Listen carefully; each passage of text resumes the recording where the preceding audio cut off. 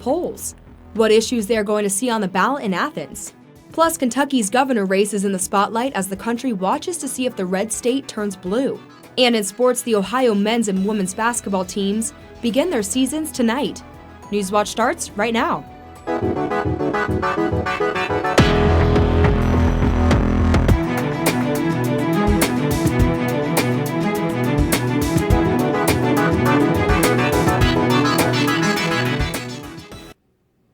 Good evening and welcome to Newswatch, your source for all news impacting southeastern Ohio. I'm Taylor Bruck. Thanks for joining us. It's election night, which means voters will have the final say on a number of issues in candidate races. While it is not a presidential election, there are several local initiatives and races on the ballot.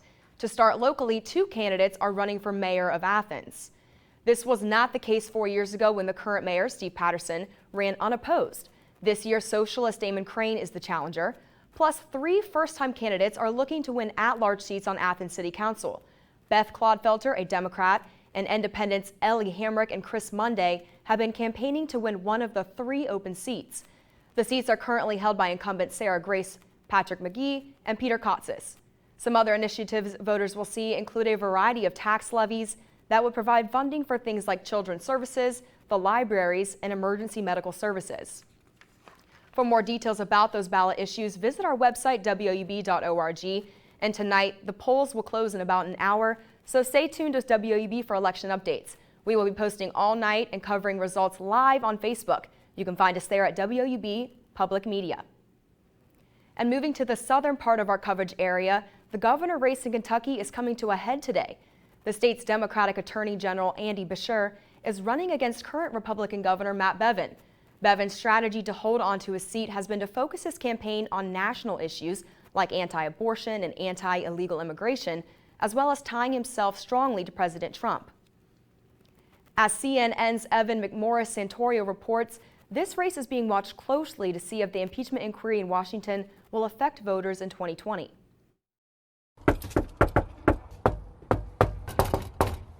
Soren Norris has his work cut out for him. He's trying to persuade independent voters to cast their ballots for the Democrats in Kentucky.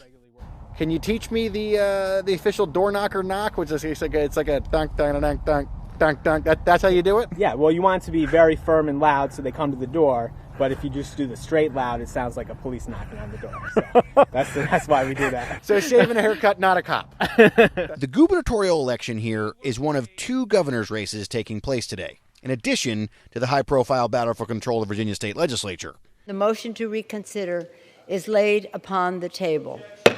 But this contest might be the first real look at how the politics of impeachment are playing out on the ground. The race could be decided by swing voters in working-class suburbs like this one in Louisville. Republican incumbent Matt Bevin is about as closely tied to President Trump as any politician in America. Soren is a professional organizer for the political arm of the AFL-CIO. He's trying to find votes for Democratic nominee Andy Beshear, and he's focusing his efforts on working-class, unaffiliated voters. President Trump won this state by nearly 30 points in 2016. He's still very popular here, which is why Governor Bevin was happy to host him at a rally Monday night. How do you like having President Trump in Rupp Arena? Soren's been on the ground for about 11 weeks, pounding the pavement in neighborhoods like this one. Beshear supporters say they want to focus on health care and education. Those issues kept coming up, among other things. And I like to see legalized casinos down here. We go across the river. If you want to gamble, people are going to gamble.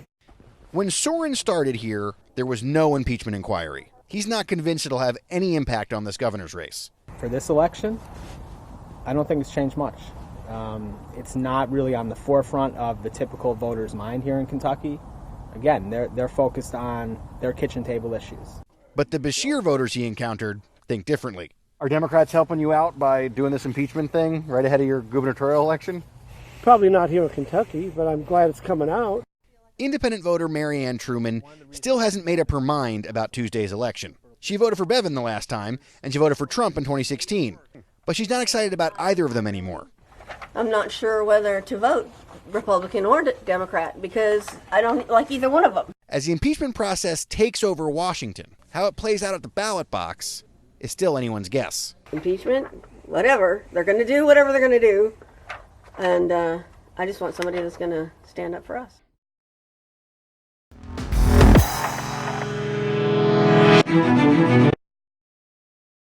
It's a very beautiful day out there today.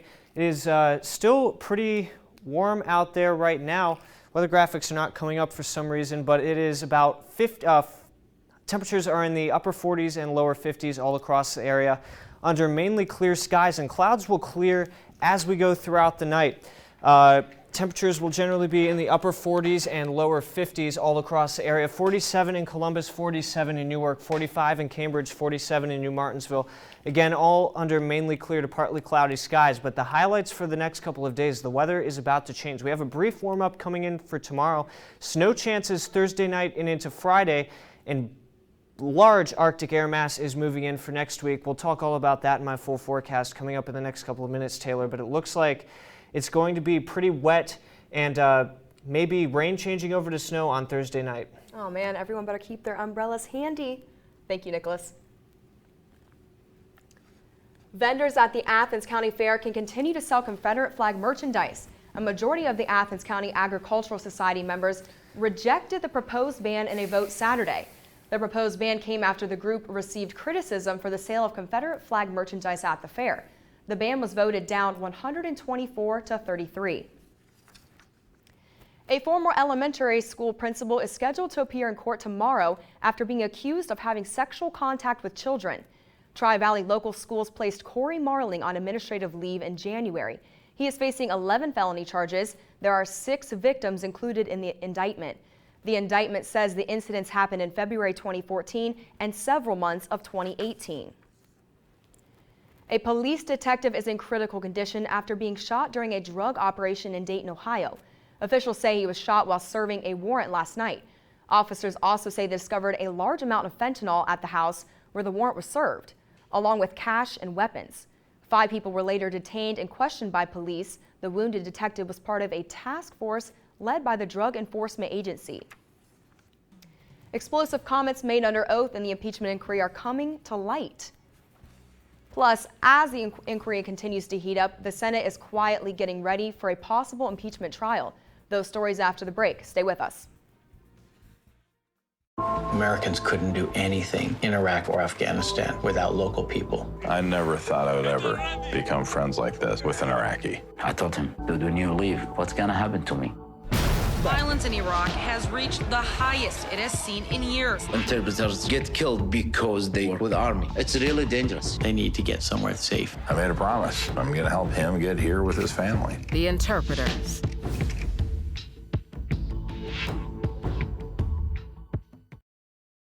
On Life from Above. Looking down from space, satellite cameras capture the extraordinary patterns of our planet, revealing a vast array of shapes carved into the earth by powerful natural forces, transformed by remarkable animals, and even patterns created by humans. Discover the incredible tapestry of our planet as you've never seen it before.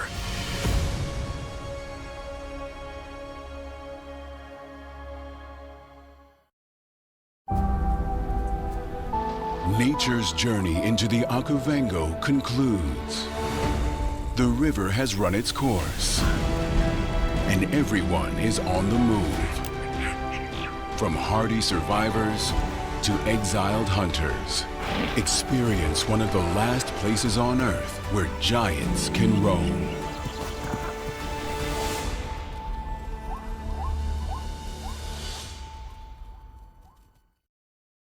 The treasured Dead Sea Scrolls are under threat from the ravages of time and convincing forgeries. These things pass carbon-14 dating. Can new technology save the scrolls? All of the writing comes back to life. It may be too late. But there's always hope. I said, you won't believe what you found. We were walking on air. Dead Sea Scroll Detectives on Nova.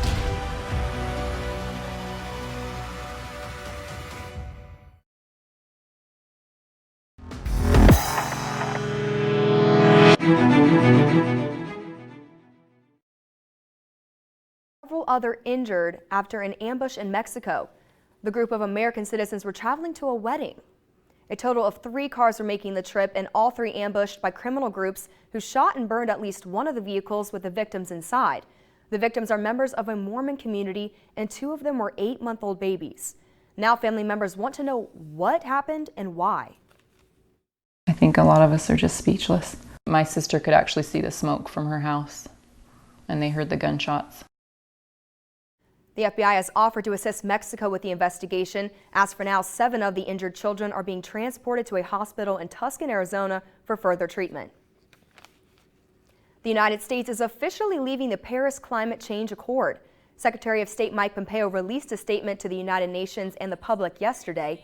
It marks the first step in a year-long process to leave the landmark agreement to reduce emissions of planet-warming gases. The United States withdrawal will take effect in exactly 1 year. Trump claims the Paris Agreement would punish American workers and enrich foreign countries. Key witness testimony has been made public in the impeachment inquiry proceedings against President Trump. The release includes testimony by former Ukraine Ambassador Marie Yovanovitch. It also includes testimony by Michael McKinley, a former senior advisor to Secretary of State Mike Pompeo. CNN's Alex Marquardt reports. The impeachment inquiry today reaching new heights as transcripts of closed-door testimony were released to the public for the first time. Explosive comments made under oath by former ambassador to Ukraine, Marie Yovanovitch, and Michael McKinley, a former top aide to the Secretary of State who resigned in protest. Yovanovitch telling lawmakers that the rogue Ukraine policy, led by President Trump's personal attorney, Rudy Giuliani, was not good policy, kind of a partisan game that cut the ground from underneath the U.S. Embassy. Ukrainians were wondering whether I was going to be leaving, Yovanovitch said, whether we really represented the president.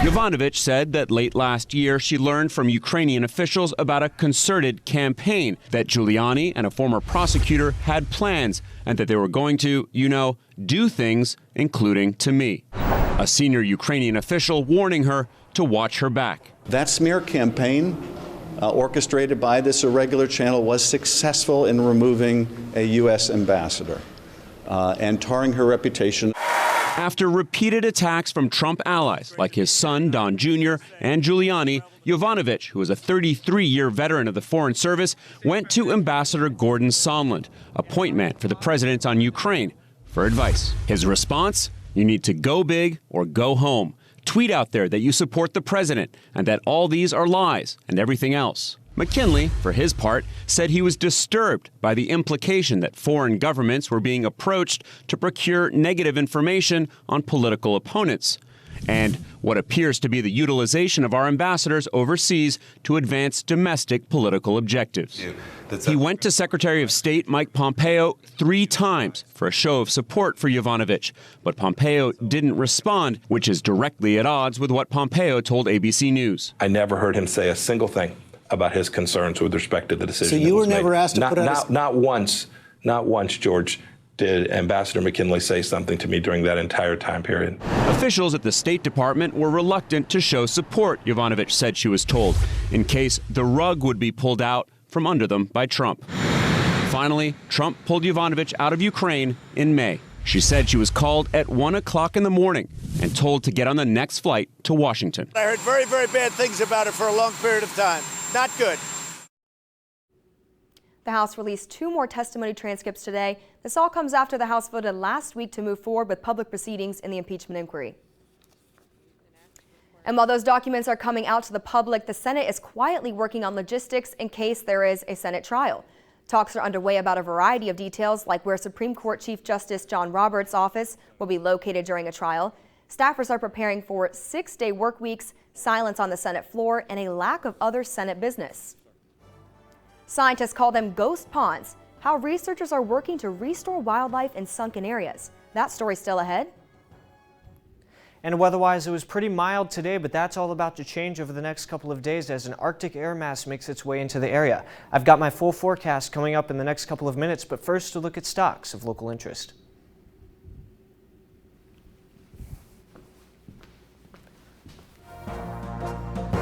Yes?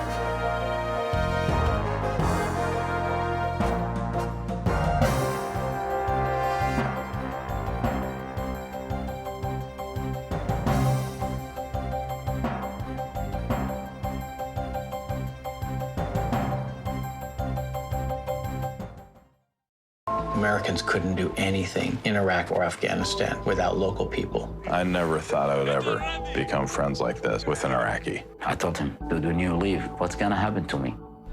Violence in Iraq has reached the highest it has seen in years. Interpreters get killed because they were with the army. It's really dangerous. They need to get somewhere safe. I made a promise. I'm going to help him get here with his family. The interpreters.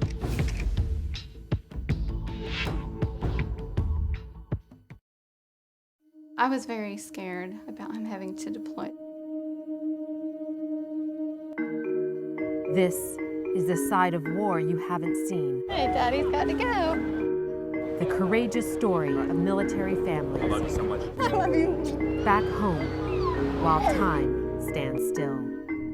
A documentary by military spouse Elena Miliaresis.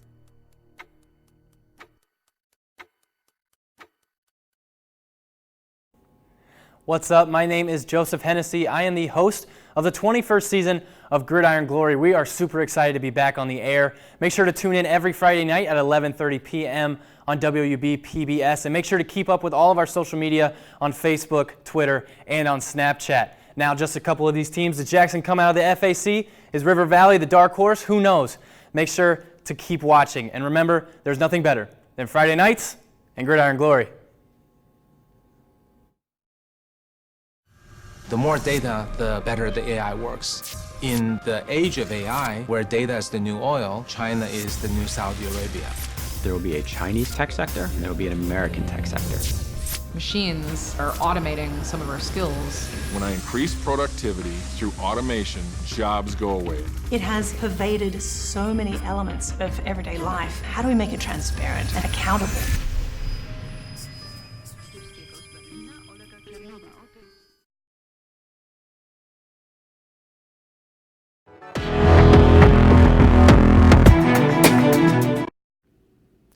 Welcome back. I'm forecaster Nicholas Snyder. Well, the clouds that we saw earlier today have finally moved out of the area, and it's pretty much clearing out as a high pressure moves in later tonight. And that high pressure is all due to this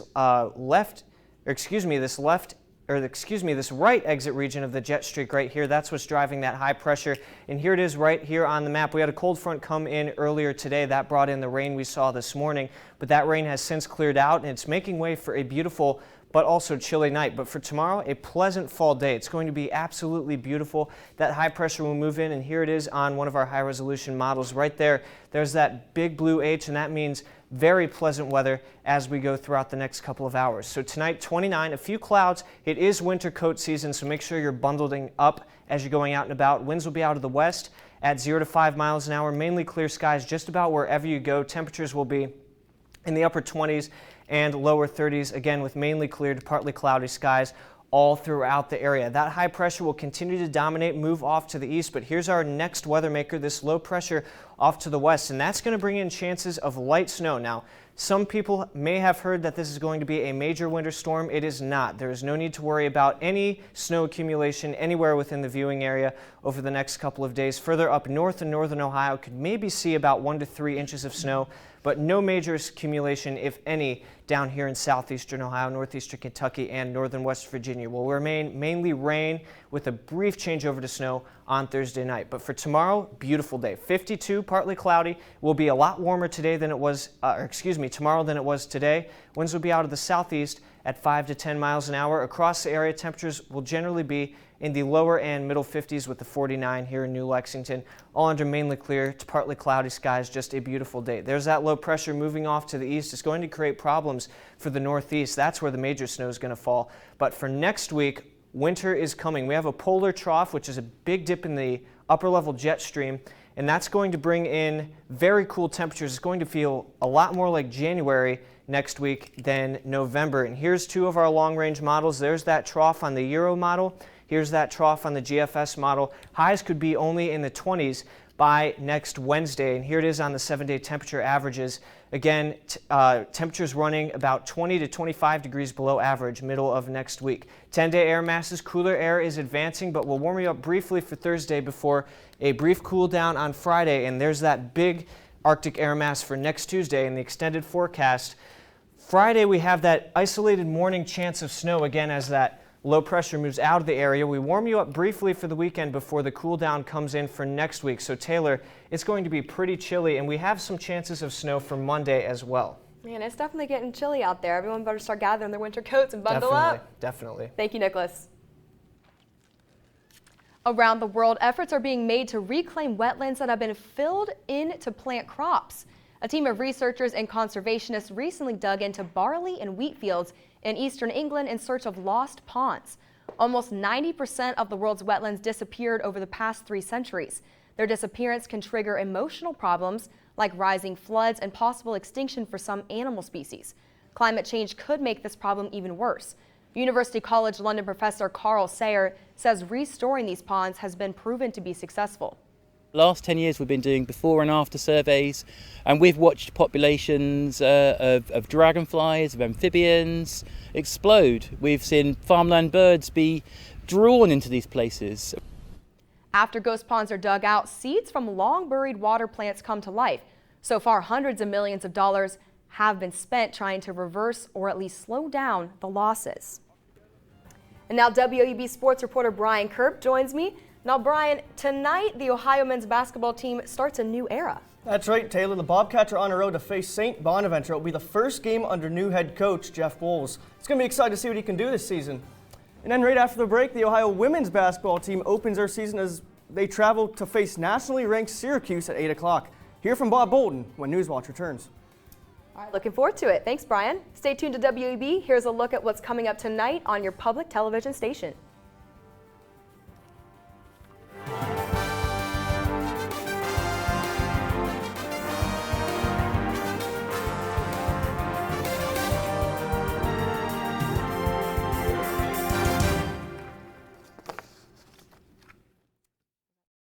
I was very scared about him having to deploy.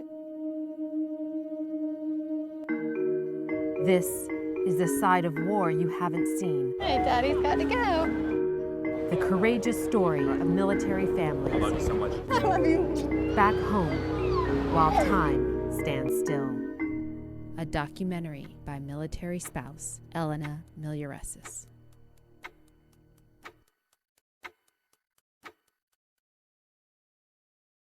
Americans couldn't do anything in Iraq or Afghanistan without local people. I never thought I would ever become friends like this with an Iraqi. I told him, dude, when you leave, what's gonna happen to me? Violence in Iraq has reached the highest it has seen in years. Interpreters get killed because they were with the army. It's really dangerous. They need to get somewhere safe. I made a promise. I'm going to help him get here with his family. The interpreters.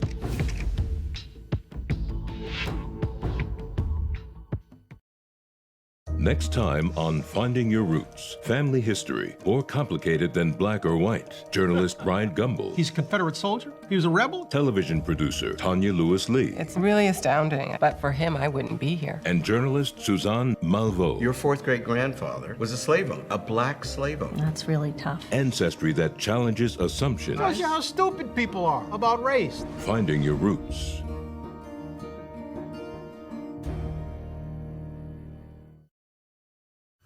The more data, the better the AI works. In the age of AI, where data is the new oil, China is the new Saudi Arabia. There will be a Chinese tech sector, and there will be an American tech sector. Machines are automating some of our skills. When I increase productivity through automation, jobs go away. It has pervaded so many elements of everyday life. How do we make it transparent and accountable?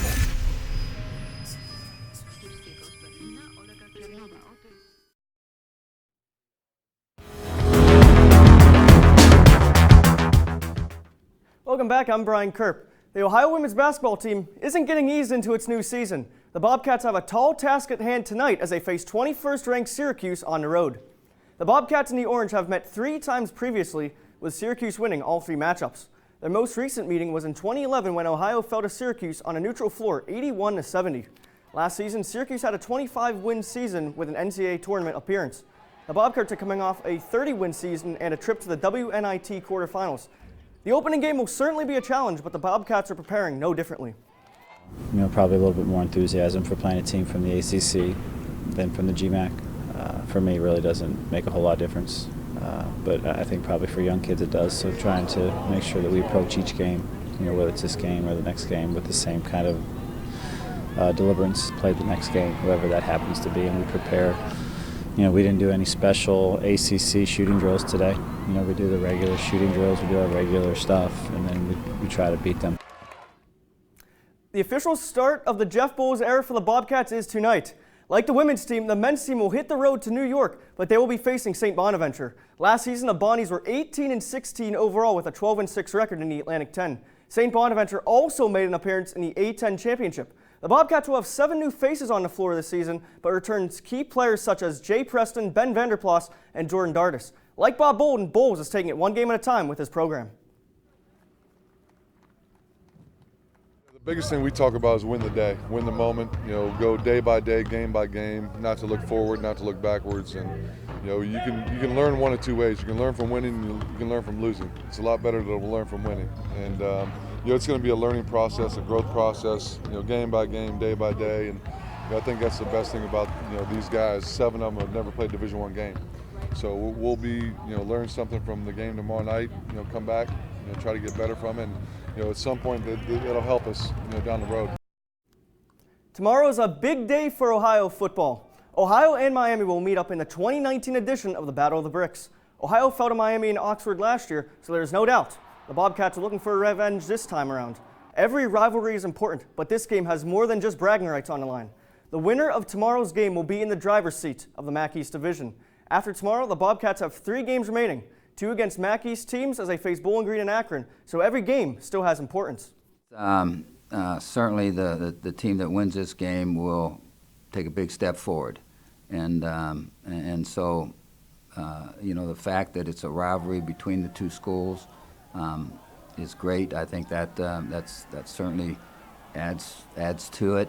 But I think both teams understand the importance of this game. Now, the thing about it is you got to play 4 more games after this. So Taylor, tomorrow, Thomas Garvick, the sports director, and we will be at Peden Stadium to have coverage for this game, and it will air on tomorrow's newscast. It's certainly just a good game, so much to talk about. Yeah, well, Ohio sports fans should be sure to tune in tomorrow's newscast. I'm excited. Oh yeah. Thank you, Brian. DoubleTree's famous chocolate chip cookie is set to be the first food baked in space. The Hilton-owned hotel chain is sending a batch of cookie dough and a special zero-G oven to the International Space Station. It's the first time astronauts will be able to bake cookies, or anything for that matter, while in space. NASA says the microgravity experiment could eventually help crew members be able to cook flavorful meals and keep them physically and mentally healthy. Now over to Nicholas for a final look at the weather.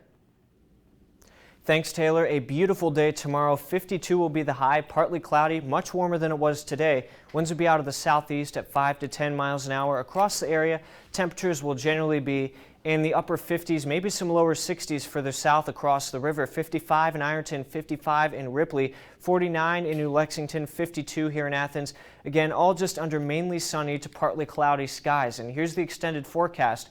Wednesday, 52, again, as I said earlier. Thursday, here comes that system in. 45 will be the high. Thursday night, we'll see a change over to snow. Little to no accumulation here in southeastern Ohio, northeastern Kentucky, and northern West Virginia. Friday morning, that snow lingers. Saturday, we warm back up into the 40s with a high of 45. Sunday, high of 55 with a chance of rain. And Monday, we could see a little bit of snow in the morning, Sunday night into Monday with a high of 41, and Tuesday, cloudy with a chance of snow with a high of 35. Taylor? Thank you, Nicholas. And that does it for our broadcast this evening. Thank you for watching. I'm Taylor Bruck. Stay tuned for the PBS NewsHour coming up next. And remember, you can find the latest news anytime at WOUB.org. Have a great night.